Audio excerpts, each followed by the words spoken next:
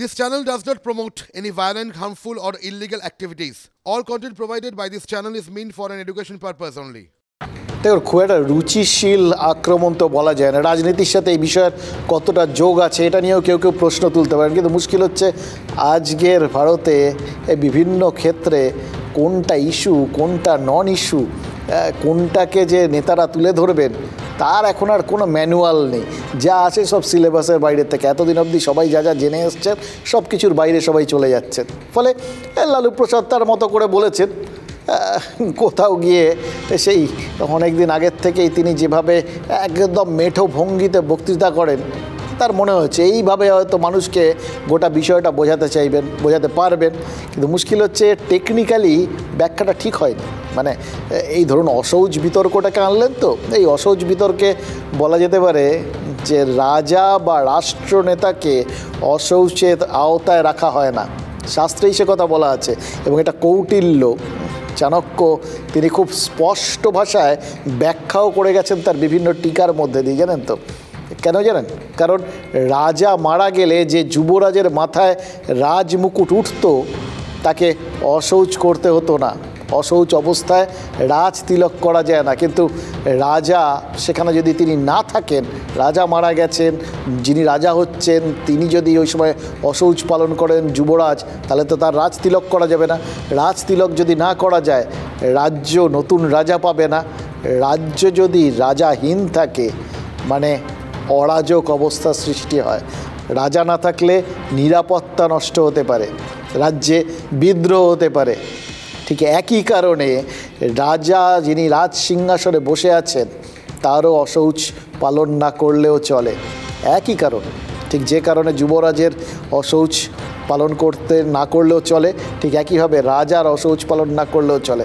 এবার যিনি প্রধানমন্ত্রীর চেয়ারে বসে রয়েছেন, গোটা দেশ চালাচ্ছেন, তাকে তো এই মুহূর্তে আমাদের সংবিধান যা যা ক্ষমতা দিয়েছে মোটামুটি প্রায় তো দেশটা যিনি চালান তিনি তো প্রধানমন্ত্রী।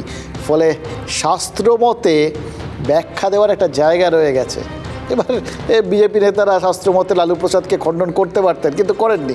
কারণ তারা জানেন লালু প্রসাদ যে ধরনের রাজনীতি করেন এবং যাদের উদ্দেশ্য করে যেভাবে বক্তব্যটা রেখেছেন তাতে এই সমস্ত শাস্ত্র দিয়ে বলে খুব একটা লাভ হবে না। তাই তারা রাজনৈতিকভাবে এর মোকাবিলা করেছেন এবং উল্টো বার্তাটা দিয়েছেন।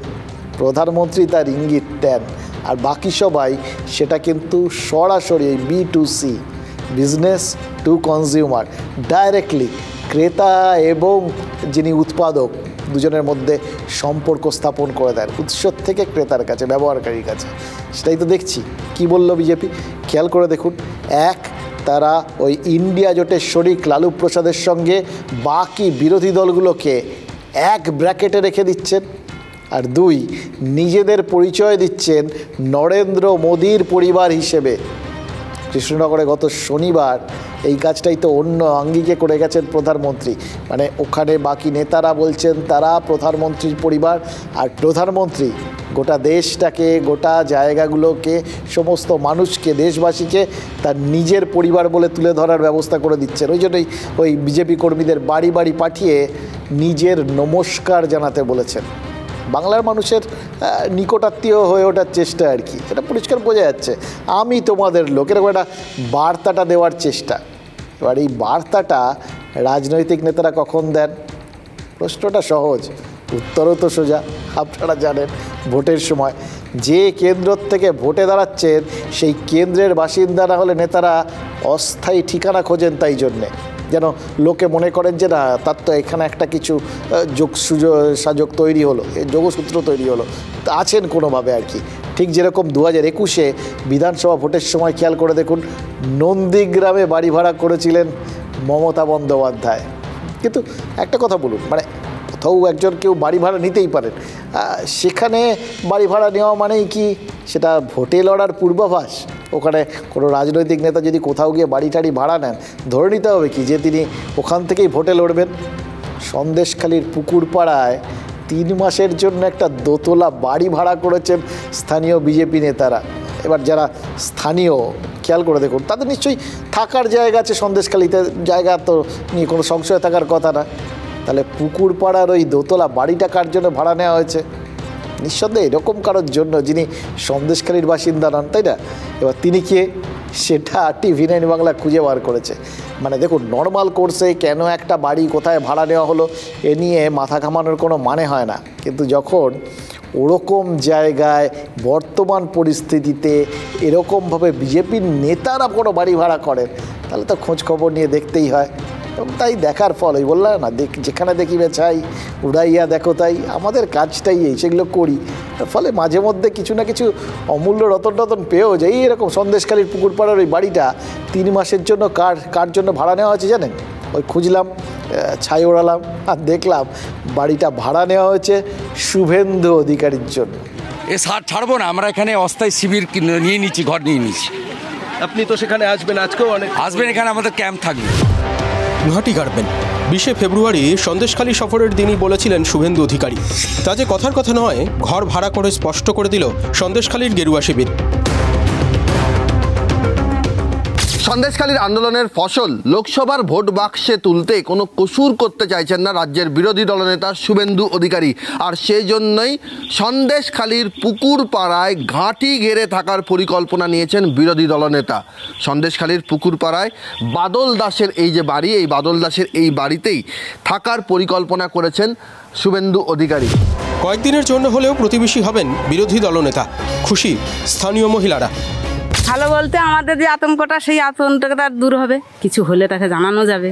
শুনে আমরা একটু আশ্বস্ত হয়েছি যে আমাদের পাশে একটু দাঁড়ানোর মতো কেউ আছে, আমাদের সুবিধা অসুবিধার কথা আমরা ওনাকে বলতে পারবো, ওনার থেকে আরও অনেক কিছু জানতেও পারবো, নিরাপদেও থাকতে পারবো। আমরা একটা আতঙ্কে আছি, উনি থাকলে ভয়টাও কমবে। মনের দিক থেকে বল আসবে যে না, এখানে একজন আছে দেবতা, উনি আসছেন, ওনার প্রয়োজন বুঝেই উনি থাকবেন, যে এখানে থাকার ওনার প্রয়োজন আছে, তাহলে স্বাগত। তৃণমূল অধ্যুষিত সন্দেশখালীতে পুকুরপাড়া এখনও বামেদের শক্তপোক্ত জায়গা, সেই জায়গাতেই থাকবেন শুভেন্দু অধিকারী। বামেদের ভোটারদের ভরসা জেতাও কি তার লক্ষ্য? আমাদের বিরোধী দলনেতা মাননীয় বিধায়ক শুভেন্দু অধিকারী সন্দেশখালীর মাটিতে বিজেপিকে আরও শক্তিশালী করতে তিনি এই পরিকল্পনা নিয়েছেন। লোকসভার মধ্যে বিজেপিকে সন্দেশখালীর বিধানসভা থেকে আর বেশি করে লিড দিতে পারবে, এটাই আমাদের পরিকল্পনা। যিনি ঘর ভাড়া দিলেন তিনি যদিও বিজেপির কেউ নন, আদি তৃণমূল নেতা, তবু ঘর ভাড়া দিলেন বিরোধী দলনেতাকে। ভয় লাগছে না? একটু তো ভয় করছে, কিন্তু এখন আমরা মোটামুটি ভয়কে তো জয় করে ফেলেছি, এখন খুব একটা ভয় লাগছে না। আমরা কিন্তু সেই আন্দোলন থেকে প্রথম থেকে কিন্তু আমরা ওই একটাই সুর এবং স্বর, সেটা হচ্ছে পার্টি যে যাই করি, আন্দোলন কিন্তু সবার। পার্টি নয়, আন্দোলন বড়। অক্লেশে সন্দেশখালীর চাহিদা বুঝিয়ে দিচ্ছেন বাড়িওয়ালা। সে পুজোর সময় আমরা কলা বহু দেখি না, বা পুজোর সময় বহু ক্ষেত্রে আমরা ঘট পুজো করি, সেরকম আর কি একটা ঘট প্রতিষ্ঠা করে রাখলেন। কতদিন এই রকম সময় যখন ভোট হচ্ছে, গোটা বাংলায় হয়তো শুভেন্দু অধিকারী ছুটে বেড়াবেন, কতদিন কবার ওখানে যেতে পারবেন তার কোনো ঠিক ঠিকানা নেই। কিন্তু একটা বাড়ি ভাড়া নিয়েছেন, এখানে তিনি থাকেন। এই একটা বক্তব্যের মধ্যে দিয়ে, একটা প্রতীকী বক্তব্য, প্রতীকী একটা অ্যারেঞ্জমেন্ট, তার মধ্যে দিয়ে কতগুলো জায়গা টাচ করে গেলেন বলুন তো। ওই যে সন্দেশখালীর আন্দোলনটা, কোথাও গিয়ে সেই আন্দোলনের মালিকানার ভাগ নিয়ে নিলেন, যুক্ত হয়ে রইলেন তার সঙ্গে। ওই এলাকার মানুষজন তারা মনে করতে শুরু করলেন যে কোথাও গেলে, কোথাও যদি তাদের নতুন করে প্রবলেম শুরু হয়, কোথাও গিয়ে নিরাপত্তা বিঘ্নিত হয়, এটা বলার মতো জায়গা তৈরি হলো। রাজনীতি কত সূক্ষ্মভাবে কত বড় বার্তা দিয়ে দেয় ভাবুন তো। এবং এটাও আমরা পরিষ্কার বুঝতে পারলাম, আরও কারণগুলো আছে বলবো সেগুলো, কিন্তু এটাও বুঝতে পারলাম যে এইবারের ভোটটায় এতদিন পর্যন্ত বিভিন্ন যা ইস্যুগুলোকে সামনে রেখে বিজেপি টার্গেট করছিল, এবারে ভোটটাকে এই সন্দেশখালী কিন্তু তাদের নতুন একটা অস্ত্র হাতে তুলে দিয়েছে। এবং এই যে লাস্ট যে অস্ত্রটা, একদম আনকোড়া অস্ত্র, এই অস্ত্রটা তারা পুরো দস্তুর ব্যবহার করবেন, কোনোভাবে তার ধারে কমতে দেবেন না, তারা মরচে পড়তে দেবেন না। ওই জন্যই শুভেন্দু অধিকারী নিশ্চিতভাবেই এই পরিকল্পনাটা করেছেন। পুকুরপাড়ায় যেখানে বাড়ি ভাড়া নিয়েছেন তিনি, সেই এলাকাটায় কিন্তু বাম কর্মী সমর্থকদের পাল্লা ভারী। তাহলে কি শুভেন্দু অধিকারীর জন্য বাড়ি খুঁজতে বিজেপি কর্মীদের কোথাও বামেরা তারা সমর্থন করেছেন নাকি? তাহলে তো বলতে হয় যে লোকসভা ভোটের আগে বিজেপিকে সুবিধা করে দিতেই নরেন্দ্র মোদীর পরিবার নিয়ে খোঁচা দিয়েছেন লালু প্রসাদ যাদব। কারণ যারা জাতীয় রাজনীতি সম্পর্কে খোঁজখবর রাখেন তারা জানেন যে নরেন্দ্র মোদী আর লালু প্রসাদ যাদবের ব্যক্তিগত সম্পর্ক কিন্তু একদম সুগার কোটেড, মধুর সম্পর্ক। কিন্তু সম্পর্ক মধুর বলেই কি নরেন্দ্র মোদীকে এভাবে পরিবার নিয়ে খোঁচা দিলেন লালু প্রসাদ? দেখুন, যতবার সাম্প্রতিককালে আমরা দেখেছি নরেন্দ্র মোদীকে ব্যক্তিগত কোনো না কোনো বিষয় নিয়ে কেউ না কেউ খোঁচা দিয়েছেন, সব কিন্তু বুমেরাং হয়েছে। এই বুমেরাং করার অস্ত্রটা তুলে দিতেই কি এরকম একটা খোঁচা দেওয়া? না, কে যে কখন কার শত্রু সেজে বন্ধু হয়ে যায় বা বন্ধু সেজে শত্রু হয়ে যায় রাজনীতিতে কিচ্ছু বোঝা যায় না। আসলে রাজনীতিতে সবসময় ওই 2+2 হয়ই না, 2+2 4 হয়ই না। শুনলেন তো, শুভেন্দু অধিকারী যে বাড়িটা ভাড়া নিয়েছেন সেই বাড়িটা এমন একজনের যিনি আদি তৃণমূল, 1998 সাল থেকে তৃণমূল করেন। এখন হয়তো শাহজাহানদের দাপটে কোণঠাসা, কিন্তু তার বাড়ি তিনি ভাড়া দিয়েছেন। অর্থাৎ কোথাও গিয়ে কোণঠাসা তৃণমূল, ওই এলাকায় বামেদের দাপট রয়েছে, বামেদের সংগঠন ভালো, বাম লোকজন বেশি, সেই বামেদের ওখানটায় বাড়ি ভাড়া নেওয়া বিজেপির লোকজন তো রয়েছে। ত্রিবেণী সঙ্গম হয়ে গেল আর কি শুভেন্দু অধিকারীর ওই একটা বাড়িরকে কেন্দ্র করে। এবার আরেকটা প্রশ্ন, এবার গোটা ব্যাপারটাই ওই প্রশ্নটাকে কেন্দ্র করে, তাও আরেকটা অন্য আঙ্গিক থেকে দেখার জন্য, সন্দেশখালিকেই বেছে বেছে বাড়ি ভাড়া নিলেন কেন? ওখানে ভোটে দাঁড়াবেন নাকি? এরকম খবর এখন পর্যন্ত নেই। তাহলে বারবার সন্দেশখালিতে যাবেন, এটা ঠিক করে ফেলেছেন? সন্দেশখালিতে আরও একটা জিনিস রয়েছে।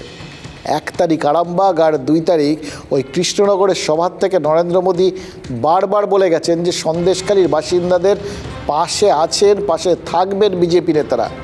আর কি বলেছেন? ওখান থেকে ওই আরামবাগ থেকে সংখ্যালঘুদের উদ্দেশ্যে, মা বোনেদের উদ্দেশ্যে তিনি বার্তা দিয়ে দিয়েছিলেন।